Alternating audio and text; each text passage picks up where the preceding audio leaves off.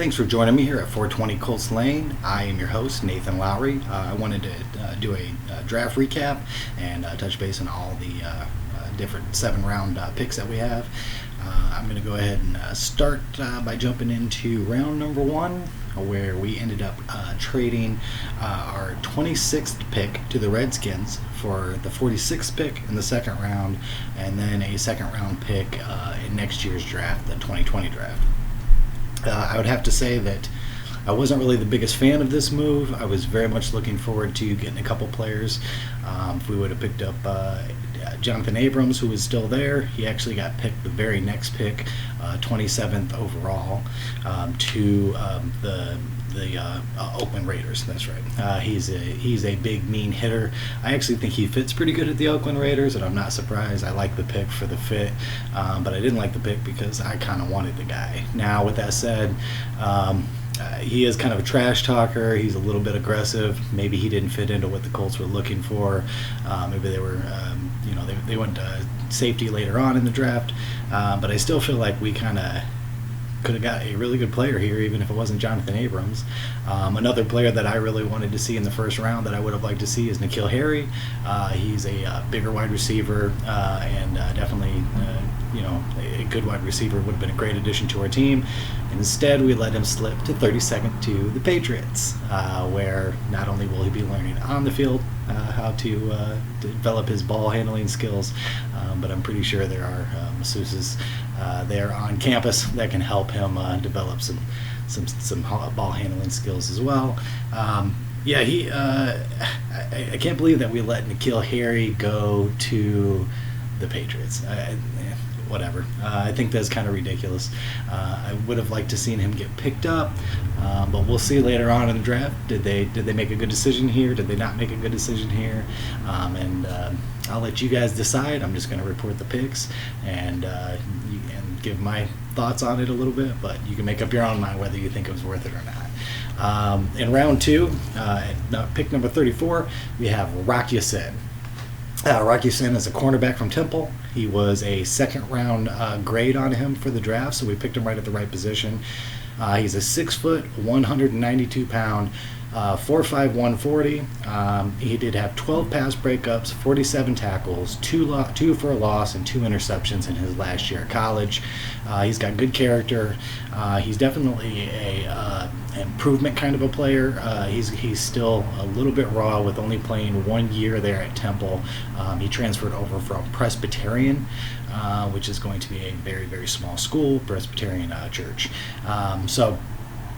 He's a little bit raw, and it seems from all the reports that he's a good character guy with a lot of room. Like he wants to learn, he wants to develop, and this is going to be the kind of guy that learns a lot from his teammates and his coaches, and definitely improves his game. A little bit slow with the 4.51 for a cornerback, but for what he is, he definitely makes up for that with a lot of his skill set. A lot of people are really high on him. I had him going in the second round, I believe, at this position here at 34 in my mock draft that I did. If you want to check out that video, we have that there. But I had Rock Ya-Sin. I wanted him on the team. I love his name. I love his name. We're gonna rock Ya-Sin up in the Indy every Sunday. We rocking Ya-Sin. I love it. But I was excited to get this pick. I think it was a very good pick where it was at, and I'm glad we didn't reach for him, even though I still would have liked to seen us get a good player there, number 1 in the draft. So at pick number 49th in round 2, we have Ben Baragu, and I'm going to butcher these names, by the way. Baragu, I think is how you say it. So, he's an edge. He's from TCU, Texas Christian. I've liked a lot of players that come out of Texas Christian, so especially their defensive players. I very much have liked a lot of them. So he had a 4th to 5th round grade on him. We got him at 49th in round 2. He is 6'3", 250 pounds. He has a 4.6, 240. He's got 57 tackles, 18 for a loss, 8.5 sacks, and 13 starts in his final year. Very productive. I definitely like his stat line here. He's athletic. He's got spin moves. His strength. He's almost a little reminiscent of Dwight Freeney. favorite player in football ever, Dwight Freeney, but probably not quite as good as Dwight Freeney. That would be great if he ended up being that way. I don't think. I mean, that's a tall order to take in. So, but he's athletic, has spin moves. He gets pressure. He's really good at that. He struggles a little with reach blockers. So people who've got him on massive reach, big tall guys, he struggles a little bit beating them. They can stop him pretty easily.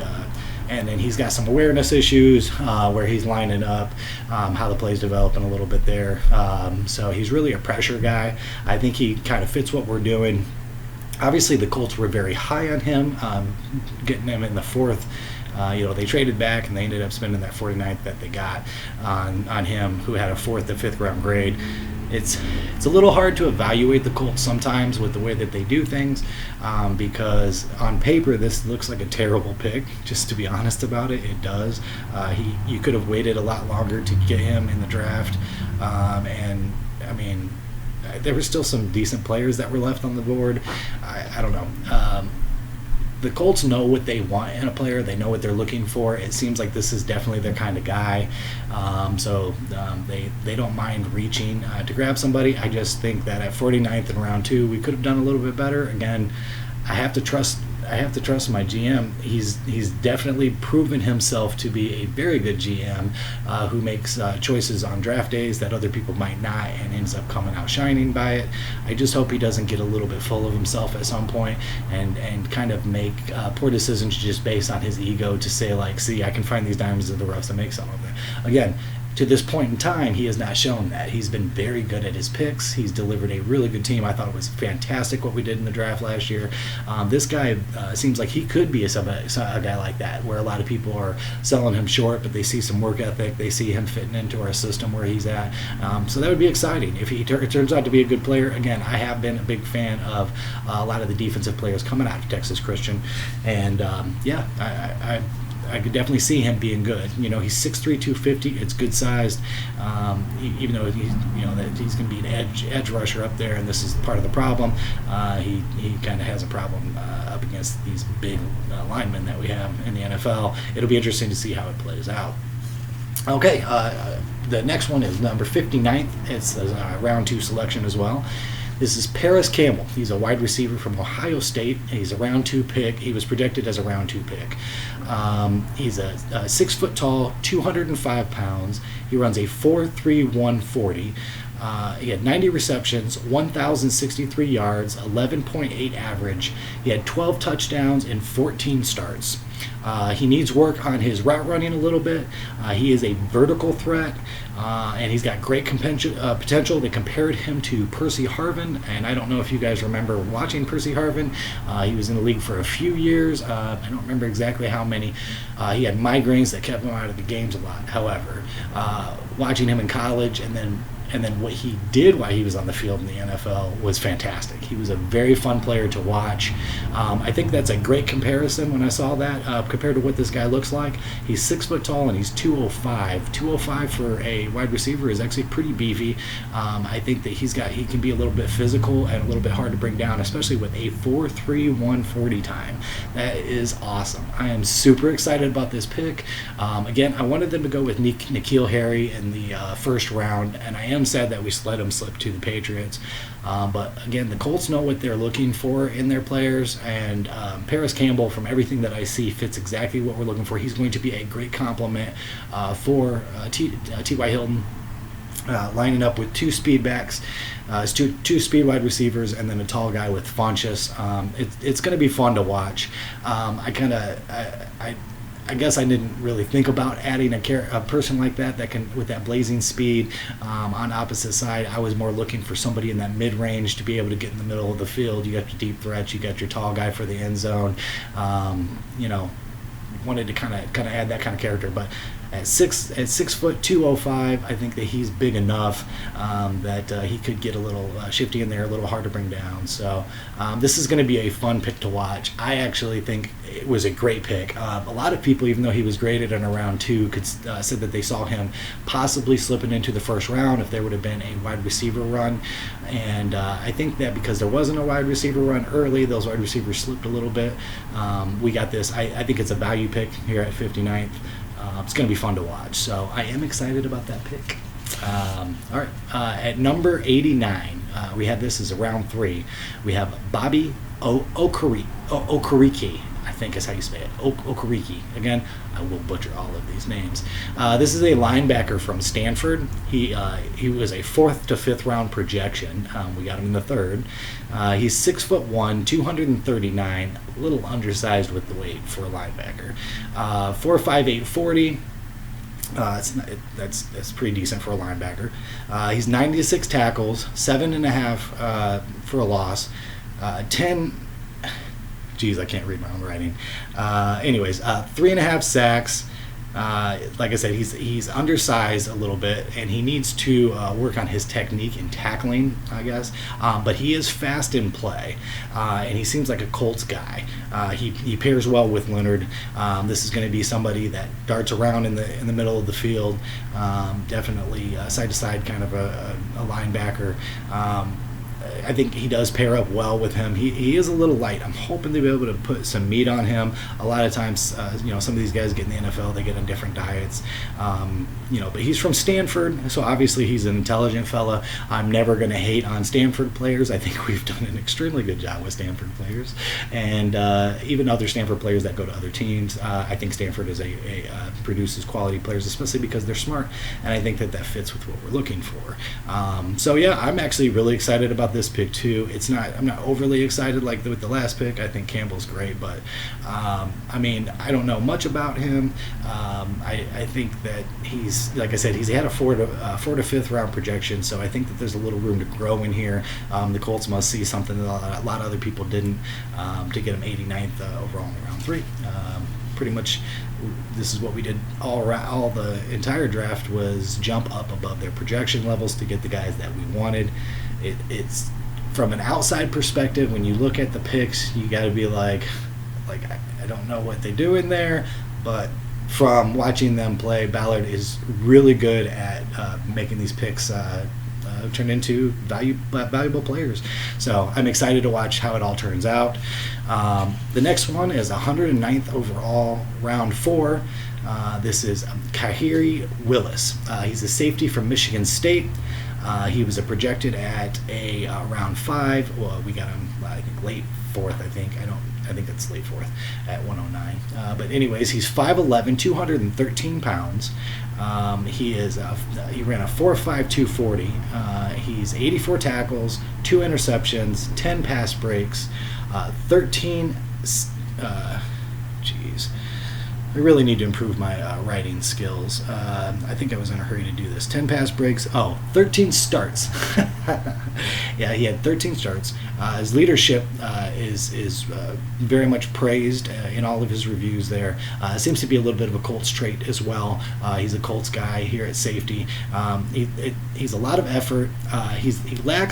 He's got like below average skills and athleticism, so he's a little bit slow for a safety too. At 4.52, that's a little bit slow for a safety. That's more like linebacker. That's really good linebacker speed, but at safety is slow. And like I said, he gives a lot of effort, so he makes up in what he lacks for skill by working hard, by his work ethic, and so he's got a high motor. So I think, again, this is a guy who fits in with Colts style of play. He's this kind of character person out there with the leadership abilities, and that's what they look for, and they've been successful. There's going to be plays that he gets burned on. There's going to be plays that he can't cover well. Hopefully they can pair him up with another safety, hooker or whatever. So it's going to be fun to watch. I just don't. Again, it's hard to get excited about a lot of these guys because you're looking at them and saying, like, I don't know. I like safeties. I would have, like I said before, I would have loved to see him get Jonathan Abrams. I have to trust Ballard on this, but a 4.52 is pretty low, and just nothing I read about him made me seem like, I mean, he's below average. I don't know. We'll see. At 144th in the round 5, we have Marvell Tell. He's the safety out of USC. He was projected as a 4 to 5 round selection. So I think here at 5 at 144th, we got him a pretty decent deal on him. Could have gone higher, especially because a lot of safeties were getting off the board. He's a 6'2", 198 pounds. He runs a 4.57 40, which is a little bit slow for a safety. He had 57 tackles, 1 interception, 5 breakups, and 10 starts. For 10 starts, that makes it a little bit better. The stat line's to me, it's a little bit weak, but I guess he's got good coverage skills. He's built like a cornerback almost, so he's a little tall, lanky.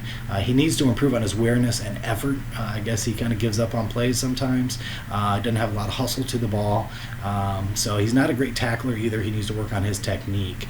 He seems like a better fit for the middle of the field in coverage. Has some injury issues. So we'll have to see. I think, like I said, this is another example where we just have to trust what our GM is doing. But people are saying, I read online that somebody's saying that it's like one of the best steals in the draft, and for the Colts, it's their best take at the position at the time slot. So maybe somebody knows a lot more than I do about it. But I'm not super excited about this pick. It's okay, and like I said, I think it's really hard to evaluate what they do because they see things in players that we don't see. So at 164th in the round 5, we have E.J. Speed. He's a linebacker from Tarleton State. It's a D2 school.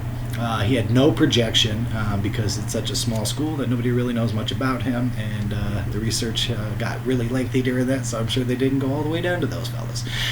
He is 6'3", 227 pounds. He ran a 4.60 for his pro day in the 40, which is good for a linebacker, 4.60. Could be a special teams guy. At 227, he's a little light for a linebacker. So he's 6'3", 227. Those guys are usually at 235, 240. So he's a little bit light. I'd like to see a little bit more weight put on him to play that position. So we'll have to see how all that plays out. Again, these people can move around. This guy played wide receiver and quarterback also in college, so he's very athletic. He's got some character issues. He had 2 arrests, and I was a little surprised to hear that. That's not typically what the Colts are going for, but he seems to fit our style of speed and speed play in the middle of the field. He's quick. He's got this was his stat line. It's 231 tackles, 36 for a loss, 4.5 sacks, 10 pass breaks, 3 interceptions, and 8 forced fumbles. That's 35 games, so roughly 3 years worth of starts. I like the forced fumbles, the 8 forced fumbles, but these are, keep in mind, like I said, these are career stats, not yearly stats like most people, because I couldn't find the yearly stats on them. 231 tackles for 3 years. You divide that by 3, you get 70 tackles. So, I mean, again, this is D2, so we'll see if he can pair up in the NFL and go for it. This might have been, this is one of those diamonds in the rough kind of people, and I see what he looks like, and to me, I'm kind of excited about this pick as well. I think it's great that they go out and they get a lot of these players that nobody's heard of. This is like a Colts signature. They seem to be doing this all the time, going and getting these small schools that other people devalue, and they end up turning out to be pretty decent players. So we'll have to see how this ends up. But E.J. Speed, 164th, round 5. It'll be great to see how that plays out there. 199th overall. In round 6, we have Jerry Green. He is an edge from Mississippi State. He had a projection of around 7. We took him in around 6. Again, kind of always above the projection. Although I think when you get this far into the draft, none of that matters. Just go after the guy that you see that's best on your board or that fits your style of play, which I don't have to tell them to do that. That's what they do. He's 6'4", 252 pounds. He ran a 4.63 40. He had 31 tackles, 6.5 for a loss, 3.5 sacks. He's not very strong for the position. I guess he's a little bit He's 6'4", 252. That's pretty light. That's linebacker size. Middle linebacker size. I don't know. As an edge, for 6'4", 252 pounds, I wish he would have weighed a little bit more. But he's got decent coverage skills, I guess, and he is very athletic. We'll see what comes of that. Like I said, it's not something I'm super excited about, but in the 6th round and the 7th round, you're probably not going to be excited about much anyways.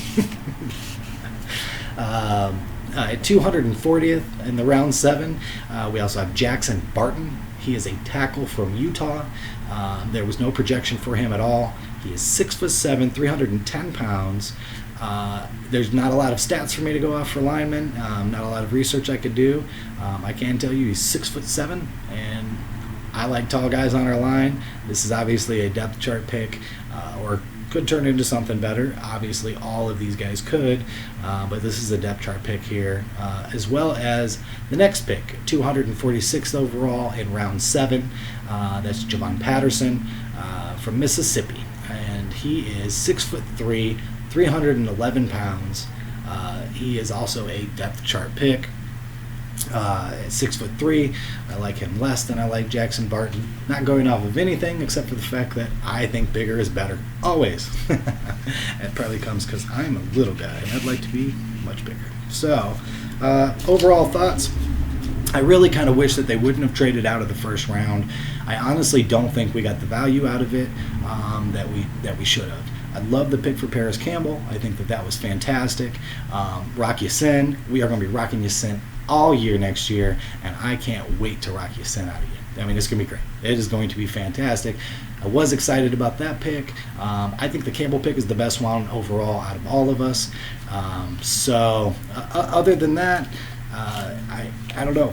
Like I said, it's every year there's these kind of players in the draft that the Colts do that you look at and just go, I have no idea who that is. There's not a lot about them.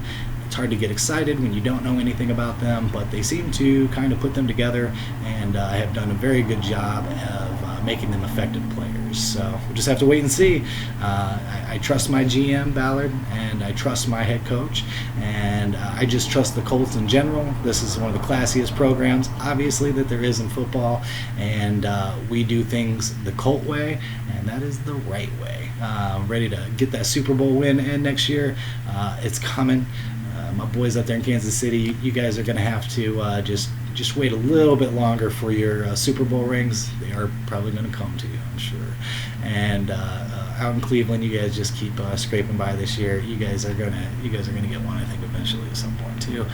This year is going to be the Colts year, and maybe the next year after that, and then after that, we're gonna win the Super Bowl soon, guys. And building to this team is definitely all about our GM. So. Anyways, I hope you got something out of this. Thank you for coming here to 420 Colt Lane and joining me where I always take the high road. I'm looking forward to doing some more of these videos, and especially come next season. I think maybe in a couple days, if I can work it out, I'll try to get my buddy Zach back on and see if we can do any kind of an overall talk about the draft, and I'll talk about some of the other teams and what I saw as some good picks. If not, maybe I'll jump on by myself. We'll see. So thanks for joining me. If you liked it, subscribe, give it a like, and look forward to seeing you all next year. Go Colts!